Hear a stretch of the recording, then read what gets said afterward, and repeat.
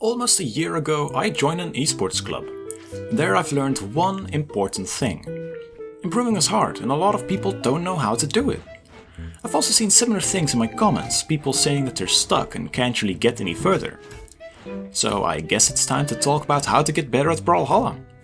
With that I don't mean tips or tricks for the game itself, but rather how to find out what you suck at and what you need to do to get better.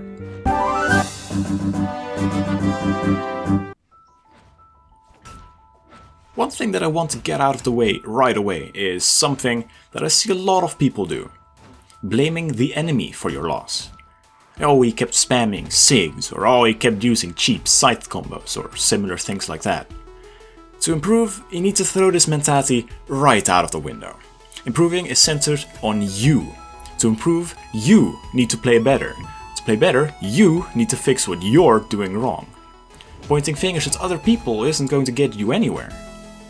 So, with that out of the way, how do you improve? Observe the cycle of knowledge. Analysis, find out what's going wrong. This means looking at replays, for example, and checking what things you could do better. Theorize, find out how to deal with it, aka thinking about different things you can do to avoid the error you ran into before. Experimentation, try it out. This doesn't mean mindlessly doing what you did before. You have to try to do things differently. Feedback. If it doesn't work, go back to theorizing with this new knowledge. Change your strategy and experiment with that one until it works. Now, as you can see, there's no end to this cycle. You improve and then start over again, never really stopping improving. There's always something you can improve on. So, how does the cycle play out practically speaking? Let's take a look at some replays. So in this replay, we're looking at Ulgrim. As you can see, Ulgrim here has a habit of getting hit by Hattori's neutral sig while recovering. This resulted in a few deaths that probably could have been avoided. So how should Ulgrim deal with this? There's multiple ways, and one of those is by not recovering in this way, but rather try to hug the ground when he sees other Hattoris do this. If that doesn't work out, try something else until it works. So, like that, we found something for Ulgrim to improve on. In this case, that means probably not charging his Rocket Lance recovery like that. Let's look at another replay. In this replay, we're looking at Sidra. Here it's not directly clear what should be improved upon. There's no obvious habit or flaw that sticks out. But there's still improvement to be had, you just have to look closer and more vague. So, how do you improve when there's no big, obvious error happening over and over? Well, you'll have to look a bit deeper. To get better, it's good to analyze yourself. And a way of doing that is to create a profile of sorts with detailed information on your strengths and weaknesses. So, here is the format. Let me run you through the different bits real quick. Mobility, how well you can move. Positioning, how well you can position yourself around the enemy. Awareness of options, how good you are at seeing what the opponent could do at any given moment. Baiting, how well you can make your opponent do certain actions. Patience, how well you can wait in the game for whatever reason. Combos, how good your combos are. Pressure, how well you can put pressure on the enemy and keep them at a disadvantage. Edge guarding, how well you can dunk people when off stage. Punishing, how well you can hit your opponent after they leave themselves open. Getting kills, escaping combos, dodging attacks, these three speak for themselves. Escaping, how well you can mix up the few options you have, namely jump, dodge, attack and do nothing, to get out of pressure/strings. Recovering, how well you can get back to stage while avoiding the enemy. Reversing, how well you can turn your disadvantage into advantage by hitting the enemy. Mindset, how well you can keep your mind focused and positive. Recognize own patterns, how well you can spot holes and regularities in your play. Recognize enemy patterns. Same as the last one, just with the enemy. And experience, how much raw experience you have and how much you capitalize on that. These categories are different things that you can be good or suck at. If you use it as a checklist, you can perhaps spot things that you could work on.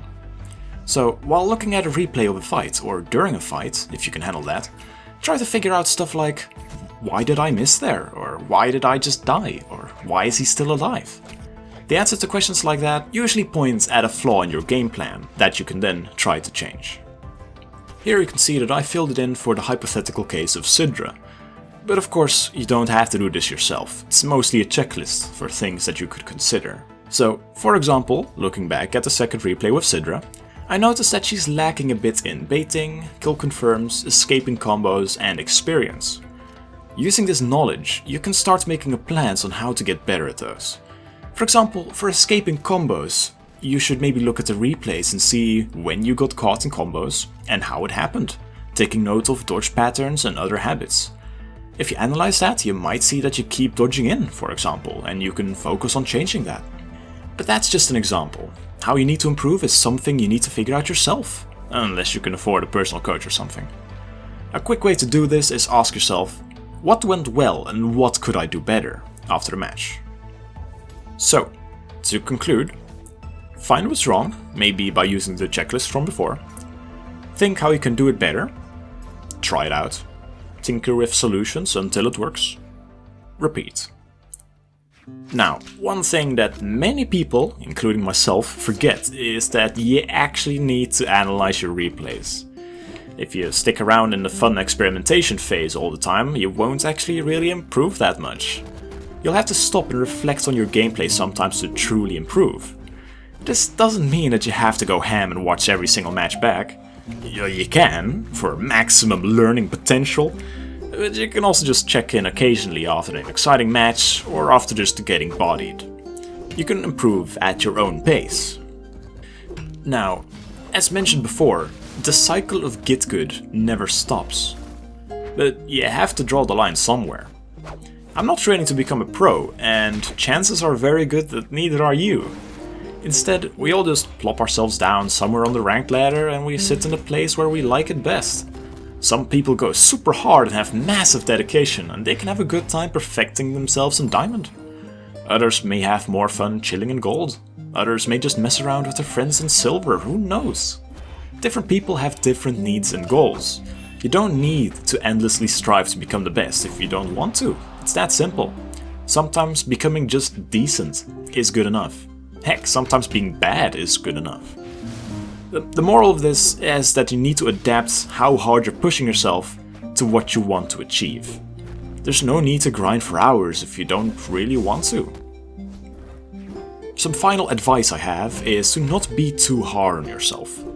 It's easy to get caught up in trying to better yourself and only end up getting burnt out. It's good to just take it easy sometimes and try to be happy with how good you are right now. Yeah, and that's pretty much it. If you learn how to learn, you don't really need any more guides. Even though I probably shouldn't say that, because guides are the only thing on this channel actually getting views, apparently. But that's besides the point. Go out there and learn how to learn.